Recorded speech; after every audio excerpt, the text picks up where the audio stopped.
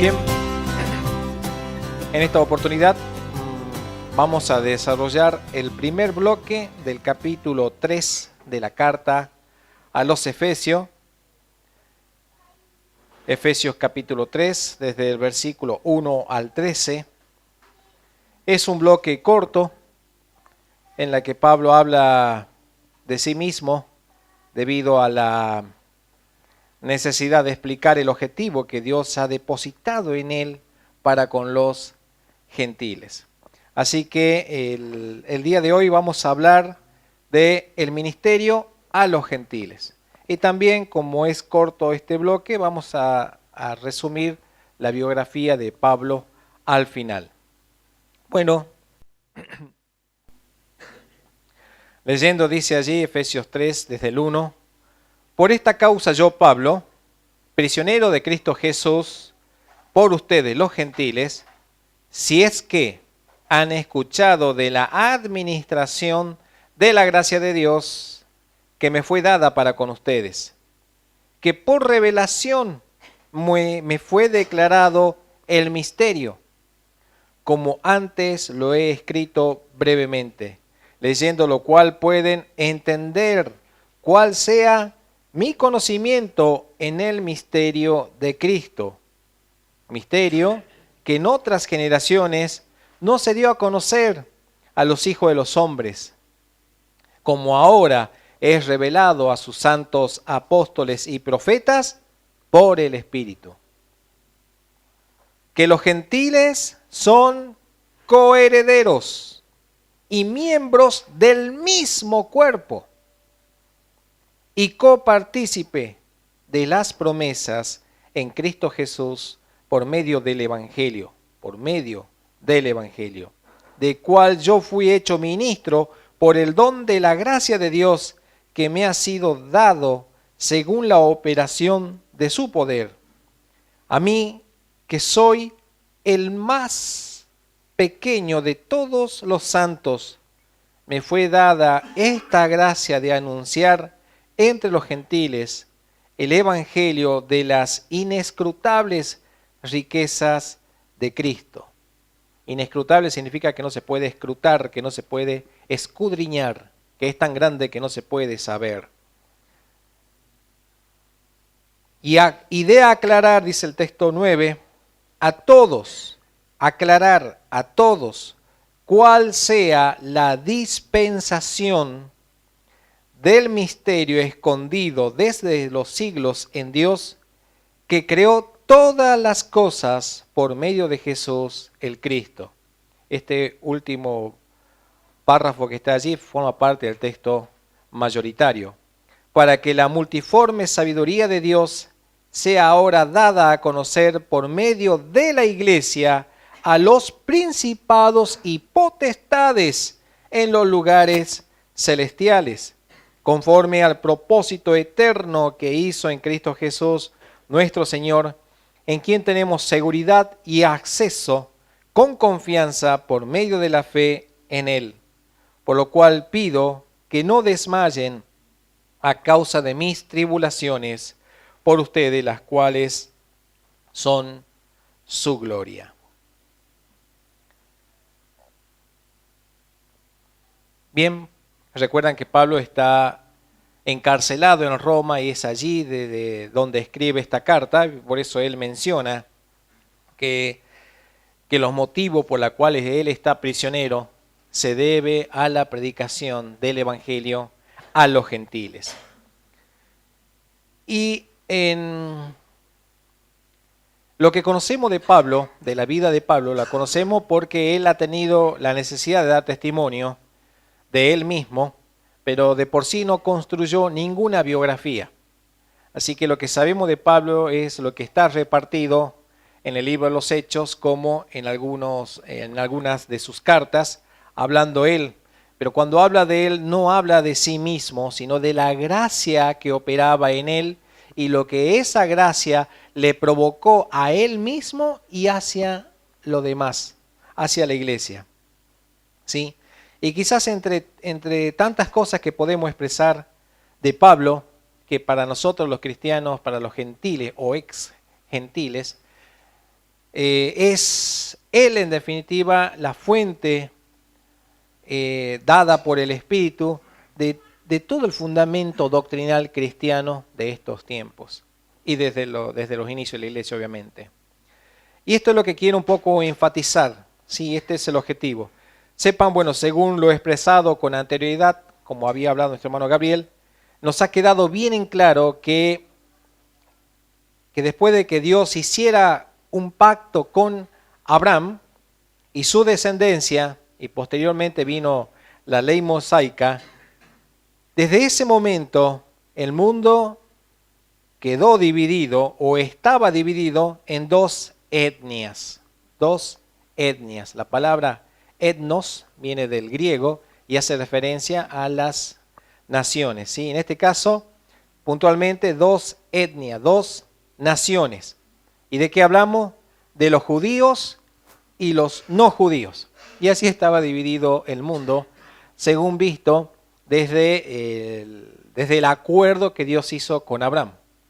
Para nosotros sí existen las divisiones nacionales, ¿sí? Bueno, Brasil, España, Italia, países europeos, bueno, en fin, todas esas son divisiones o inclusive consideradas naciones. Pero esas naciones son invenciones puramente humanas, esas no fueron puestas desde un inicio. No es que los japoneses vienen de una persona diferente a la de Adán, no, toda la humanidad proviene de un solo hombre. Así que no podemos hablar de una raza específicamente. La raza es una invención humana, ¿de acuerdo?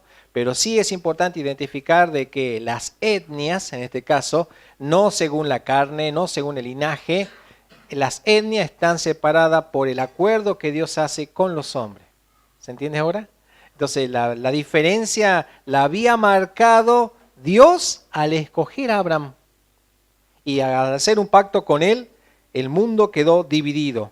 Dos naciones, los judíos, los no judíos. El pueblo con un pacto, el pueblo sin pacto. Los circuncidados y los incircuncisos. Y entendiendo de que la circuncisión, ¿qué significa? Destapado, ¿sí?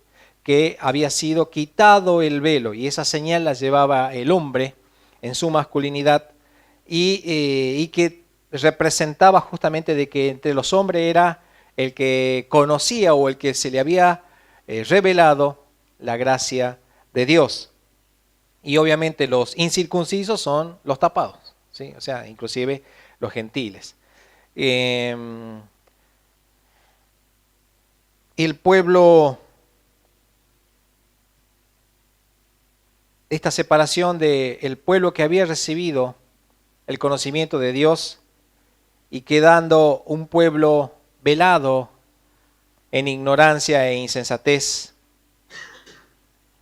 Y el pueblo judío lo tomó de esa manera, lo tomó como ellos eran los escogidos y el resto eran todos unos inmundos. Ellos eran el pueblo amado, el resto era el pueblo despreciado. Ellos eran el pueblo digno y nosotros el pueblo indigno. Ellos se estimaban el pueblo de Dios y nosotros éramos extraños. Y esta era la manera de ver y de diferenciar que tenían los judíos. Y de hecho, muchos sionistas y judíos ortodoxos soberbios aún la tienen, considerándose especiales o superiores a lo demás. Y todo esto debido a su religión y debido a la filosofía que el mismo judaísmo había provocado, producto de una mala interpretación de las Escrituras. Y eso estuvo allí todo el tiempo de la ley de Moisés, casi 1500 años, hasta la manifestación de nuestro Señor Jesucristo. Y llegado el primer siglo de esta era cristiana, en la manifestación de Jesucristo como el Mesías, para los judíos el significado de lo que era el Mesías o lo que era la salvación había sido tan tergiversado que se hablaba de la salvación en un plano puramente terrenal. Y eso es lo que ellos esperaban, una salvación a nivel terrenal, basado en objetivos carnales. Y eso era la esperanza de ellos, que el Mesías viniese en favor de estas cosas. Por lo cual ellos entendían que la salvación venía de los judíos y solamente para los judíos. Ellos no concebían una salvación para el mundo entero. Ello era para ellos. ¿Sí? Y la primera parte de esta hipótesis es correcta, pero la segunda parte no. O sea, ¿qué parte? De que la salvación venía de los judíos, esa es correcta. Pero que era solo para los judíos, esa es la parte incorrecta. Y vamos a ver esto desde lo que nos habló el Señor Jesucristo, o al menos lo que dijo. Le dijo a una mujer samaritana en el Evangelio de Juan 4:22. Jesús le dice claramente a ella: ustedes adoran lo que no saben. Nosotros adoramos lo que sabemos, porque la salvación viene de los judíos. Y posiblemente si hubiera habido un judío en ese momento, capaz que lo aplaudía a Jesús. ¿Sí? Por lado diciendo, sí, es un hombre nacionalista, es el esperado, por así decirlo. La salvación viene de los judíos, no viene de ningún otro lugar. Pero así como le dijo a esta mujer que la salvación viene de los judíos, también al pueblo judío le dijo en Mateo 21:43, por tanto les digo que el reino de Dios será quitado de ustedes y será dado a gente que produzca los frutos de él. Gente, gentiles, de allí deriva el término. Gentil es un término latín, pero proviene del término del vocablo etnos, del griego, de las etnias. Así que Dios iba prácticamente a quitar a los judíos del medio e iba a llegar a las naciones e iba a poner esta salvación a esas naciones, al resto de los no judíos, y ellos llevarían frutos, dice, para Dios. Bien, yo espero que usted se sienta gozoso de ello, porque hasta este año 2000, nosotros damos testimonio de que somos frutos de esa predicación.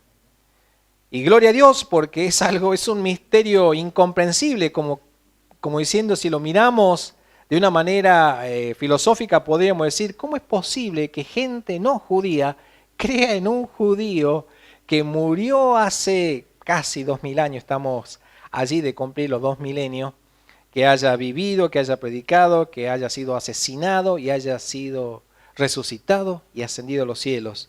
Y nosotros lo creemos por la fe en él. Entonces, consideren el ministerio de Jesucristo. Si bien él había escogido a 12 discípulos, que a posteriores se convirtieron en apóstoles, es decir, en emisarios o enviados del Señor Jesús, exceptuando el que le había traicionado, pero que después fue reemplazado por Matías, todo esto se hizo para que la predicación del reino de Dios llegase a todos los judíos, a todo Israel. Pero después de la manifestación del Espíritu Santo, en el día de Pentecostés, la predicación, el evangelio comenzó a traspasar fronteras, llegando a los samaritanos, ¿sí? Y después un eunuco etíope y centuriones romanos, gentes que si bien no eran judíos, se habían convertido a la religión judía y que a pesar de esta circunstancia todavía existía esa barrera, quizás vista como de desprecio provocada por la ley. Eso es lo que nuestro hermano Gabriel enfatizaba, que inclusive aquellas personas que no eran judías y querían llegar a conocer al Dios de Israel deberían mantenerse al margen o quizás muy muy atrás, porque solamente lo que era la región del templo y de los patios estaba reservada solamente para los judíos. Y detrás de todo ello, recién se podían acercar los gentiles.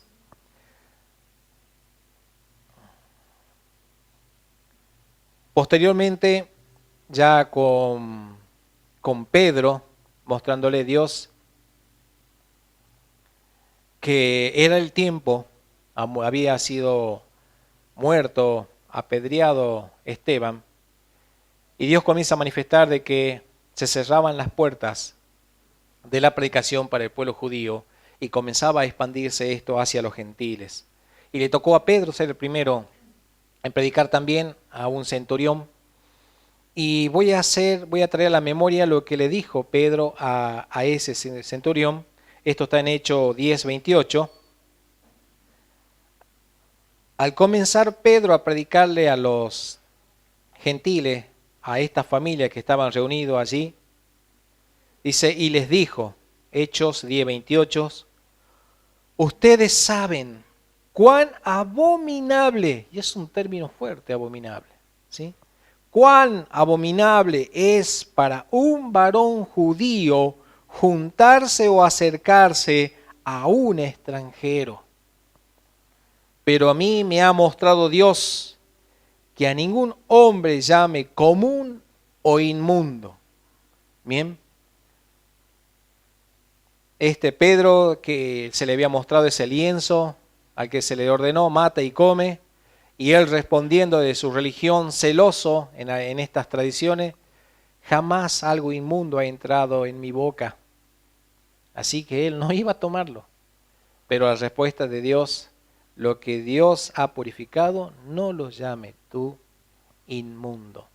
Bien, y a partir de allí es el primer golpe, por así decirlo, la primera estocada que se le da a esta filosofía que tenían los judíos de despreciar a los demás. Desprecio que no nacía de un corazón sano, porque estimarse mejor que los demás no puede jamás provenir de un corazón sano. Y esto quizás, no sé si pueda tener cabida en estos tiempos.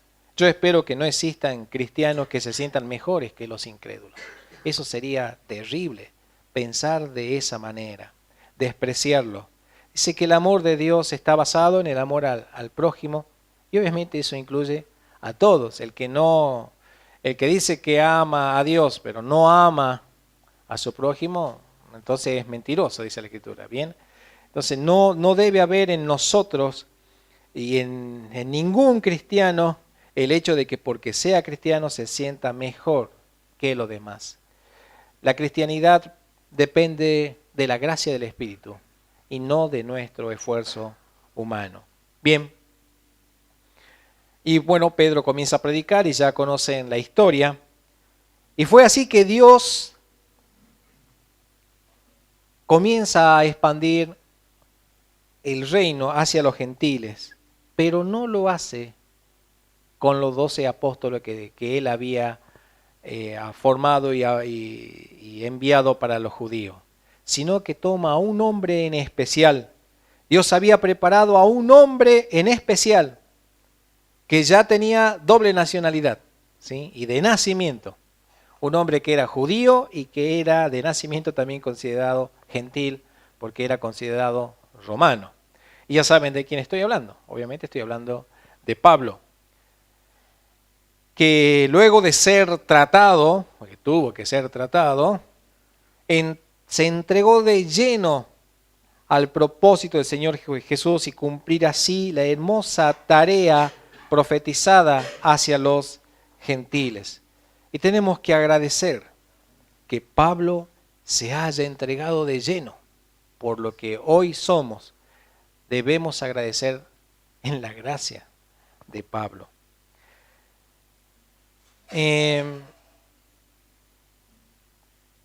Y Pablo lo reconoce de esta manera. Fíjense en Gálatas capítulo 2, versículo 7.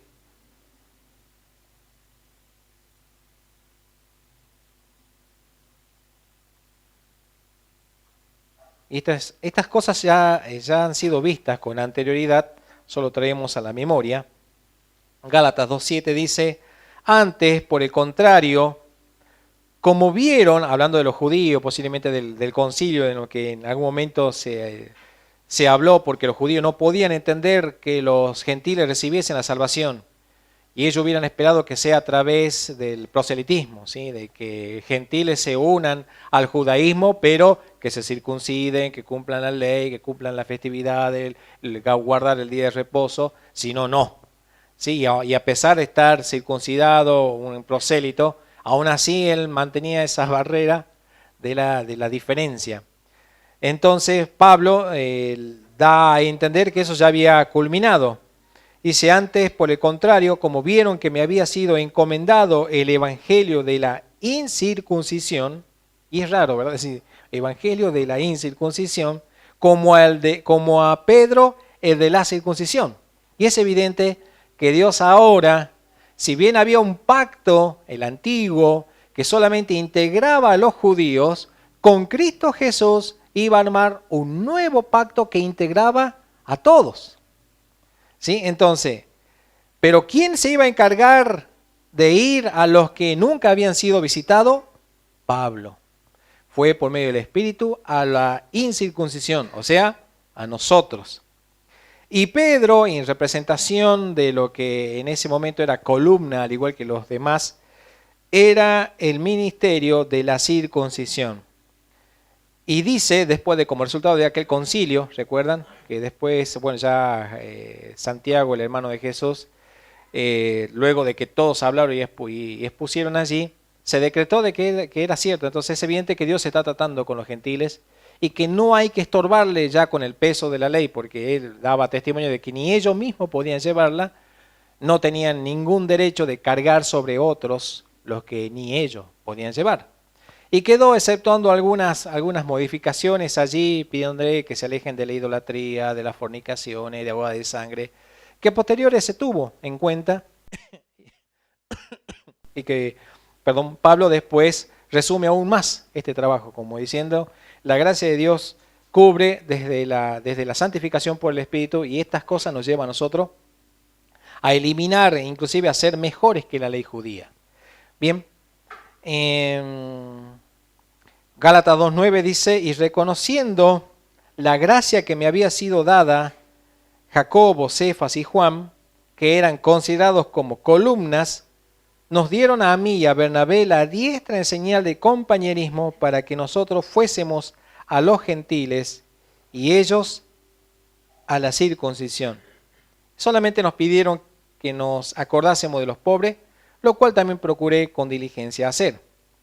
Bien, y textos como esto hay en varias oportunidades en las Escrituras y cosas que predicó Pablo mismo. Por ejemplo, en Hechos 13:26, Pablo, predicando en una sinagoga judía, le dice, varones hermanos, hijos del linaje de Abraham, y le habla como a judíos a ellos, y los que entre ustedes temen a Dios, a ustedes es enviada la palabra de esta salvación. Y obviamente la sinagoga se debe de haber levantado en aplausos allí, pero no todos le recibieron, de hecho casi nadie. Y esto nos recuerda al Evangelio de Juan, que dice, a los suyos vino y los suyos no le recibieron, mas a todos los que le recibieron, a los que creen en su nombre, les dio potestad de ser hechos hijo de Dios. Bien. Y Pablo cuando se veía rechazado por los judíos, como sacudiendo los pies, como Jesús le había enseñado, ¿sí? Sacudan el polvo de sus pies, les dijo, ahora entonces nosotros nos volvemos los gentiles. ¿Sí? Y el mismo Pablo que procuraba inclusive que el judaísmo no se interponga en este ministerio de los gentiles, también dice en Hechos 28:26, hablando primeramente de los judíos, ve a este pueblo y diles, haciendo mención de Isaías capítulo 6, desde el 9 en adelante, sí. Ve a este pueblo, dice Hechos 28:26, y diles, de oído oirán y no entenderán, y viendo verán y no percibirán. ¿Por qué? Porque el corazón de este pueblo se ha engrosado, grueso, y con los oídos oyen pesadamente, y sus ojos han cerrado, para que no vean con los ojos y escuchen con los oídos y entiendan de corazón y se convierta y yo los sane. en otra oportunidad a través del profeta Jeremías, circunciso según la carne, pero incircunciso de corazón. Así llamó a los judíos, corazones tapados. Entonces dice, sepan, 28, Hechos 28, sepan por lo tanto que a los gentiles es enviada esta salvación de Dios y ellos oirán. Amén. Y aquí estamos oyendo. Oímos de esa salvación. Pero que Pablo predique de esta manera, o para que llegue a este tipo de predicación, tuvo que pasar por muchas pruebas, por muchas situaciones. Y por esta razón le escribe a la iglesia en Éfeso, para que no olviden ellos cómo fue que la gracia y la misericordia de Dios alcanzó a los gentiles. Porque ellos escucharon hablar de un judío y decían, pero es judío, ¿cómo se relaciona con nosotros? ¿Era posible un misterio? Y Pablo se encargó de desarrollar ese misterio. Entonces, que existiera una iglesia en Éfeso fue por voluntad de Dios, que envió a un judío preparado y dispuesto a soportarlo todo con tal de acabar la obra entre los no judíos. Un judío para no judíos. Y Pablo no escogió ser apóstol.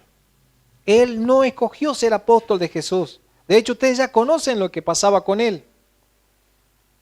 A él lo escogió el Señor Jesús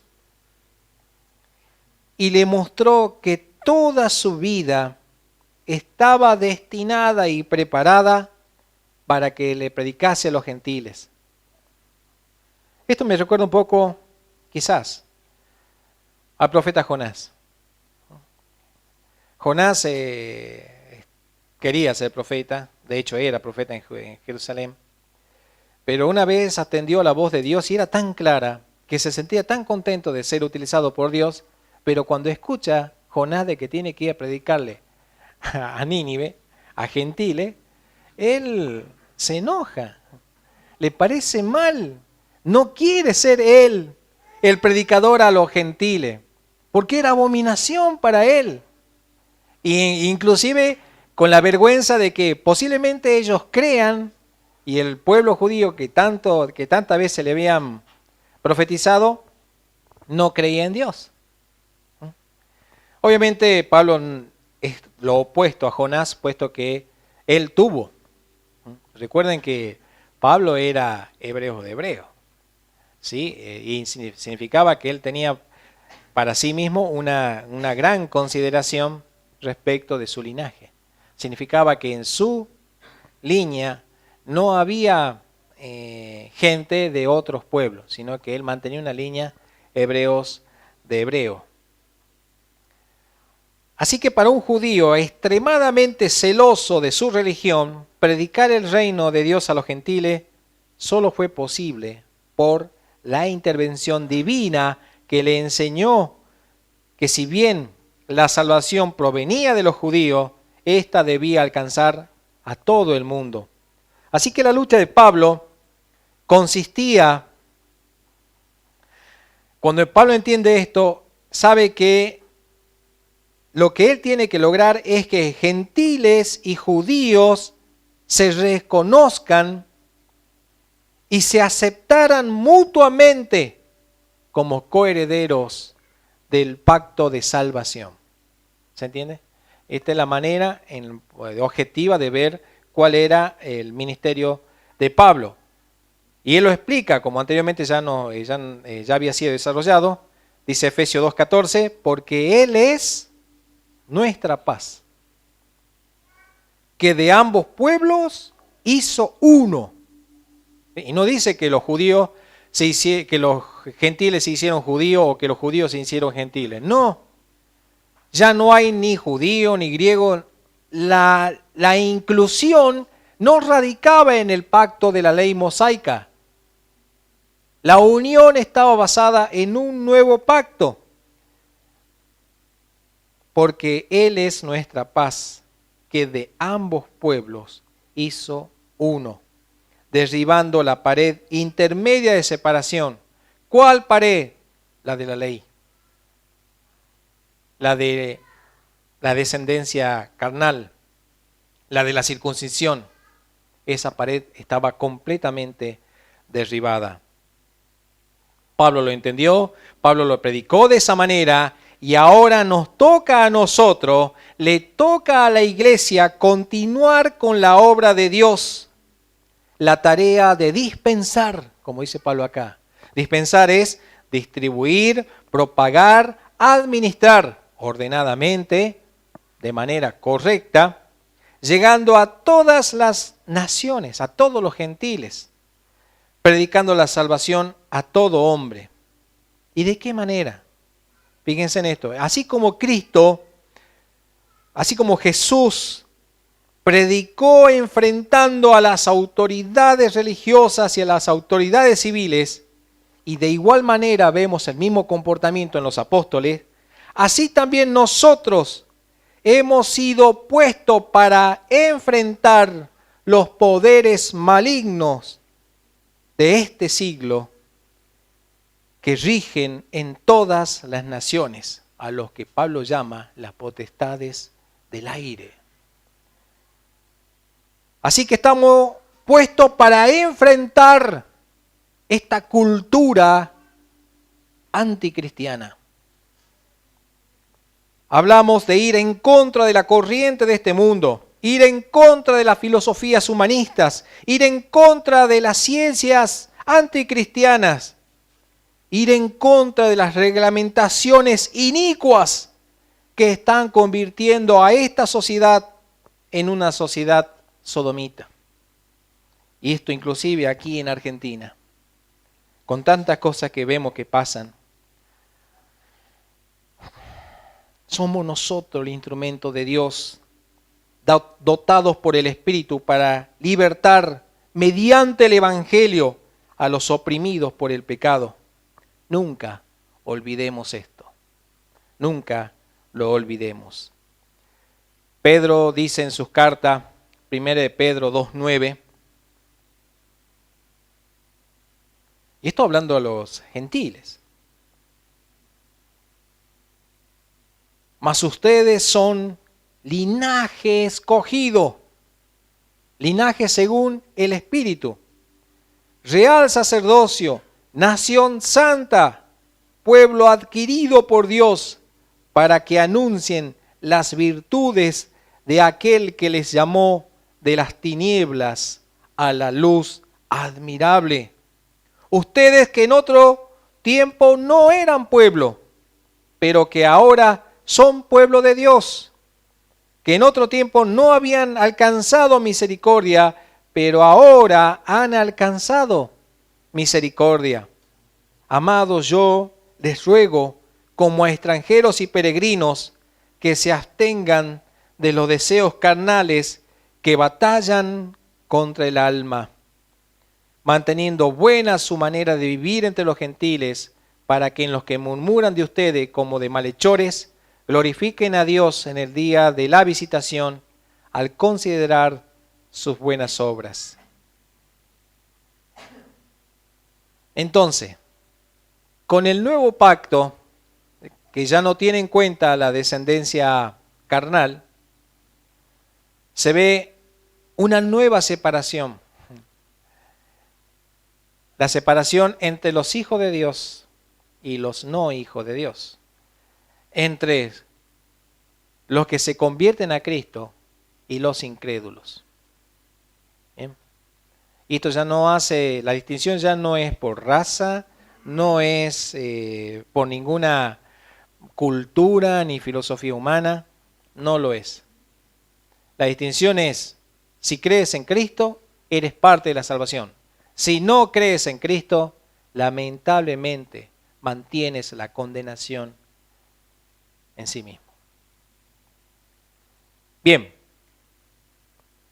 y aquí se termina, ¿sí? Quizás para terminar este bloque, cuando dice misterio que en otras generaciones no se dio a conocer a los hijos de los hombres, como ahora es revelado a sus santos apóstoles y profetas por el Espíritu, cosa que yo miré y dije, ¿cómo que no fue revelado en otras con anterioridad? Porque nosotros vemos a Dios hablar a Abraham y decirle, en ti serán benditas todas las naciones.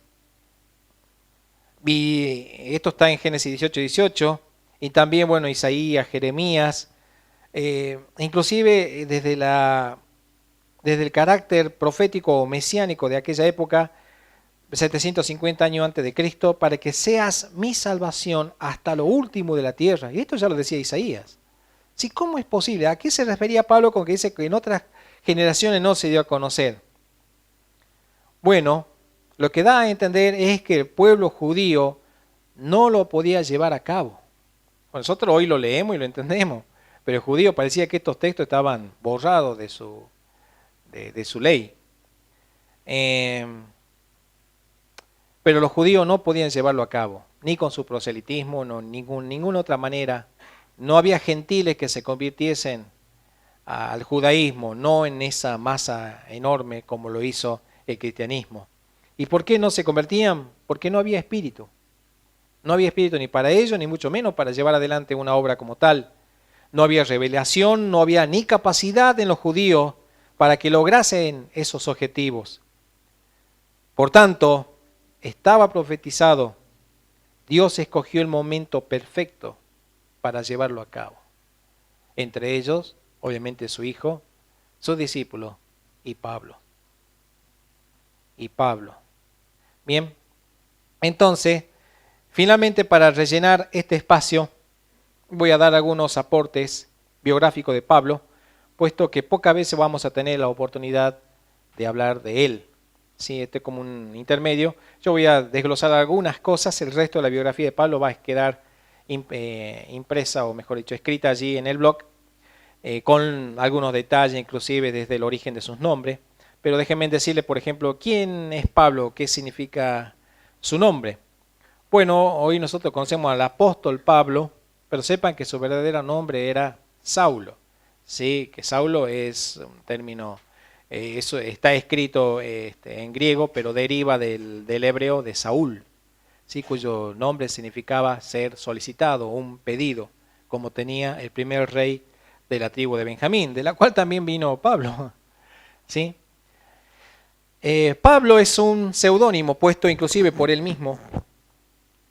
Todavía está en discusión la razón de este nombre, pero Paulus, deriva del latín, no es un nombre griego, sí es un nombre en latín, que hace referencia a pequeño, a insignificante, que posiblemente ese sea el significado de Pablo, que él se hacía llamar el insignificante. Y posiblemente ya haya sido un seudónimo que él tenía y que después lo adoptó. Al principio quizás no le gustaba que le digan Pablo, pero después ya lo adquirió como dice, sí, la verdad que soy un insignificante para esto, y que le quedó. Y de hecho las cartas, él jamás se reconoce como Saulo, sino como Pablo o Paulos. ¿Y qué sabemos de él? Bueno, hay mucha especulación, inclusive se dice que hay documentación descriptiva de los primeros siglos que decía que Pablo era calvo, era petizo, medio chueco. Y la verdad que, por así dicen, no, pero qué imagen tan... no sé si fruto de algún rigor, de algo en contra de este hombre, pero ¿qué podemos saber? Nosotros esperamos dar los testimonios a partir de lo que dice las Escrituras. ¿Qué sabemos de Pablo? Bueno, Hechos 21:39 dice, entonces dijo Pablo, yo de cierto soy hombre judío de Tarso, obviamente hablando Tarso fuera de Jerusalén, fuera de Israel, ciudadano de una ciudad no insignificante de Cilicia, porque Tarso llegó a ser la capital de Cilicia en aquella época del Imperio Romano. Pero te ruego que me permitas hablar al pueblo. Sí, bueno, usted ya conoce un poco la historia. En otra oportunidad, también en Hechos 22:3, Pablo vuelve a decir, yo de cierto soy judío, nacido en Tarso de Cilicia, pero criado en esta ciudad, instruido a los pies de Gamaliel, estrictamente conforme a la ley de nuestros padres, celoso de Dios, como hoy lo son todos ustedes. Y así como Pablo era judío y se reconocía como tal, también vemos que era reconocido como ciudadano romano. Hechos 16:37 dice, pero Pablo les dijo, esto después de azotarnos públicamente, sin sentencia judicial, siendo ciudadanos romanos, nos echaron en la cárcel y ahora nos echan encubiertamente. No, por cierto, sino vengan ellos mismos a sacarnos. Y otra vez en Hechos 22:25, pero cuando le ataron con correa, Pablo dijo al centurión que estaba presente, ¿os es lícito azotar a un ciudadano romano sin haber sido condenado? Cuando el centurión oyó esto, fue y dio aviso al tribuno diciendo, ¿qué vas a hacer? Porque este hombre es ciudadano romano. Vino el tribuno y le dijo, dime, ¿eres tú ciudadano romano? Él dijo, sí.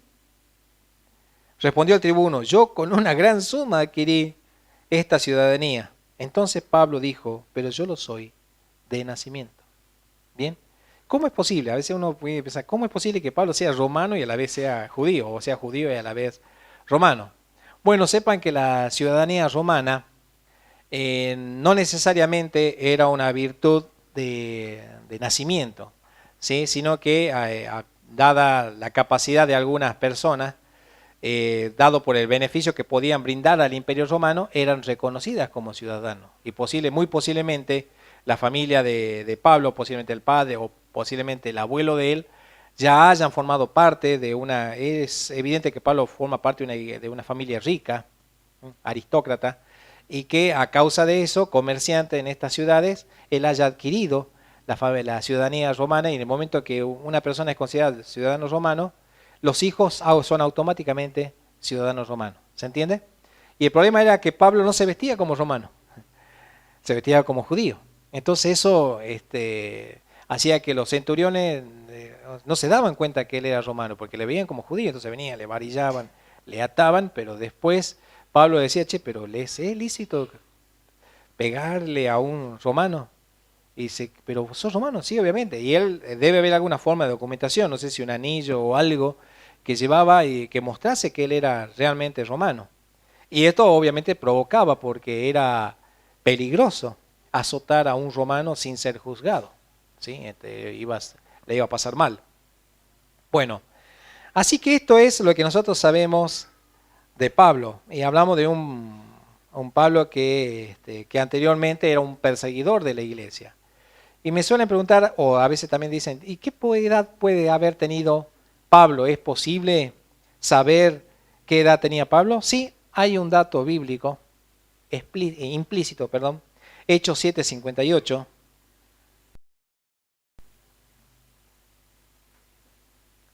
Cuando están apedreando a Esteban, estamos en el año 34 después de Cristo, ¿sí? Habían pasado 3 años y medio de la muerte y crucifixión de nuestro Señor Jesús, y están apedreando allí a Esteban.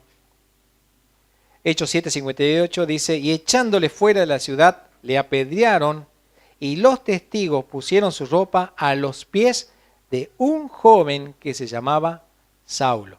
Entonces, el término joven ya nos da una idea de la edad de Pablo, porque sabemos que un joven en aquel tiempo debe haber tenido entre unos 20 a 30 años, esa es la edad que se estimaba como joven. ¿Sí? Y como dice joven y especifica, posiblemente haya tenido una aproximación promedio de unos 25 o 26 años, es la edad. O sea que Pablo, si tenía 25 o 26 años en el 34 después de Cristo, o sea que muy posiblemente él haya nacido 6 o 4 al 6 después de Cristo, significa que Jesús era mayor que él por casi 10 años. O posiblemente Pablo haya tenido la edad de Juan, el apóstol. ¿Sí? Recuerdan que Juan también era jovencito. Así que Pablo, como era joven para esa época, y dice que él consentía en la muerte de Esteban, y obviamente él fue llamado.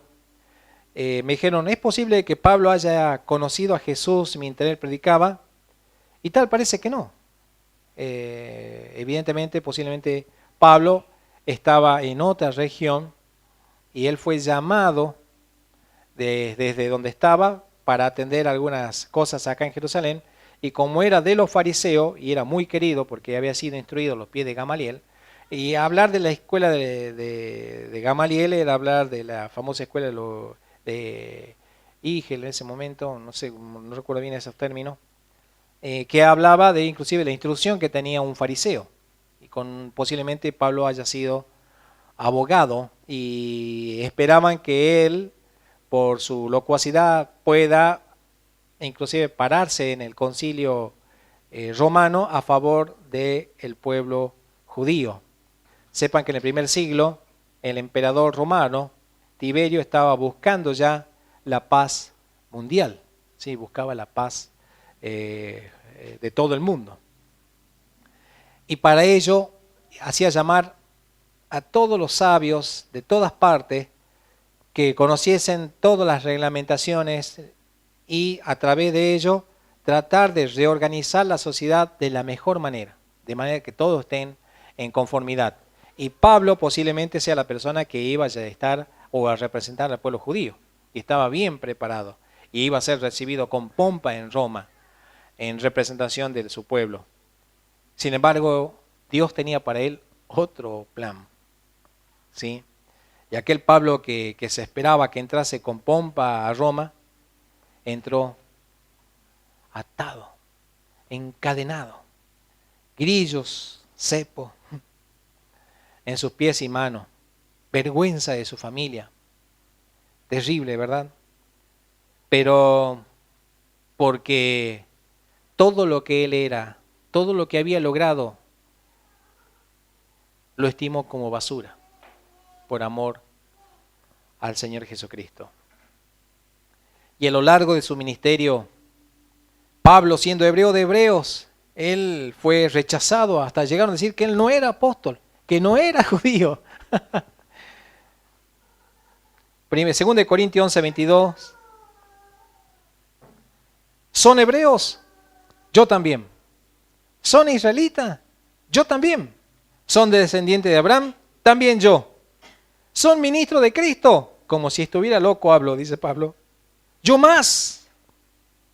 En trabajo más abundante, en azotes sin número, en cárceles más, en peligro de muerte muchas veces. De los judíos 5 veces he recibido 40 azotes menos 1. 3 veces he sido azotado con vara, 1 vez apedreado, 3 veces he padecido naufragio, 1 noche y 1 día he estado como náufrago en alta mar. En camino muchas veces en peligro de ríos, peligro de ladrones, peligro de los de mi nación, peligro de los gentiles, peligro en las ciudades, peligros en el desierto, peligros en el mar, peligros entre falsos hermanos.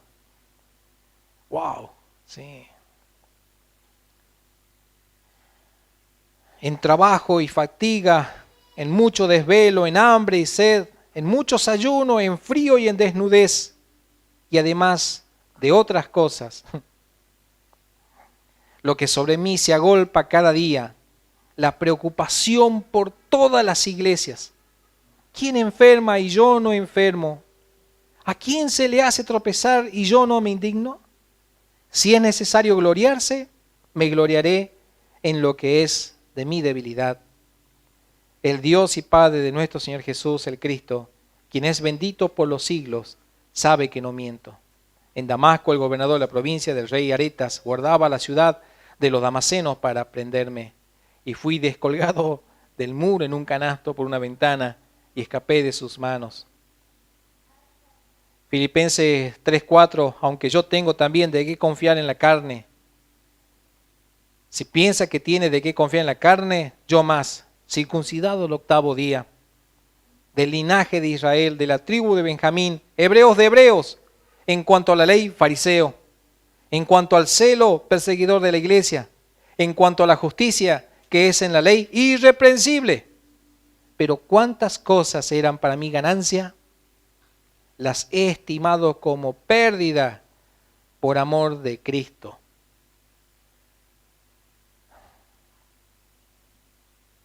Y la palabra que aparece allí hace referencia a basura, a excremento.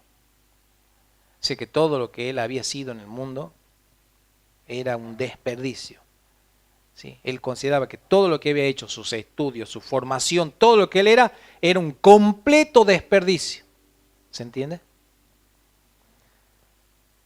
Y ciertamente aún estimo todas las cosas como pérdida por la excelencia del conocimiento de Cristo Jesús, mi Señor, por amor del cual lo he perdido todo y lo tengo por basura, por excremento, para ganar a Cristo y ser hallado en Él, no teniendo mi propia justicia,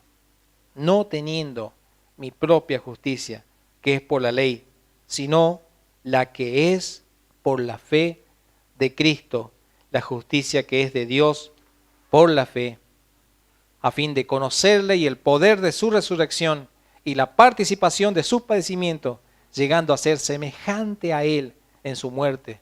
¡Wow! ¡Qué anhelo! ¿Quién pudiera anhelar morir como Jesús? Apenas nos viene alguna situación y nos quejamos.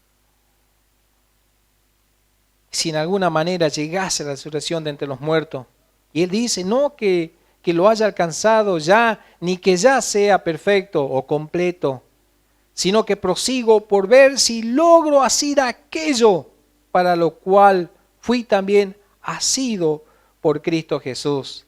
Hermanos, yo mismo no pretendo haberlo ya alcanzado, pero una cosa hago, olvidando ciertamente lo que queda atrás y extendiéndome a lo que está delante.